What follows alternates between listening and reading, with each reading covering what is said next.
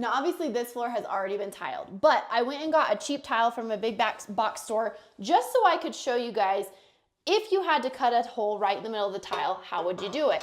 But the nice thing about cutting a toilet flange and it being hidden is this is a good way for you to hone your skills and practice your cuts for when you do have to make a perfect cut that is visible. So I like to take a toilet flange. You can just get one that you keep in your kit, or you could just make this circle out of a piece of cardboard or whatever. Cutting out this shape is never going to be something we do on a tile saw. There just isn't a way to do it. We are going to have to hand cut our circle.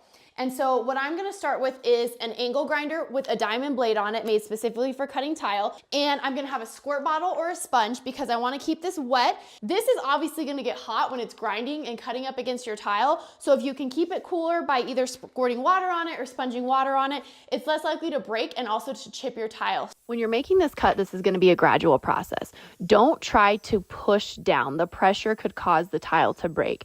The big thing is you wanna make sure that you have this on a supported surface and you don't want to force it through. You're letting the grinder wheel spin and do what it's going to do, and you're just gradually moving it around. You're going to go around this circle several times. You're not going to make it in one pass, so just take your time, keep it wet, keep spraying it. If your grinder wheel seems like it's getting hot, take a break, let it cool off, but this is very, very gradual. Sometimes these cuts are going to take you several minutes. Another thing some people like to do is cut a cross or an X in the middle before they cut the circle. That's totally up to your preference. It works for me to do it this way.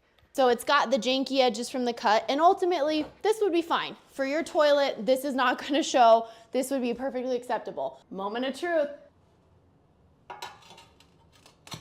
There you go. Mine's not perfect. You can practice and get better, but that will definitely do the job for you.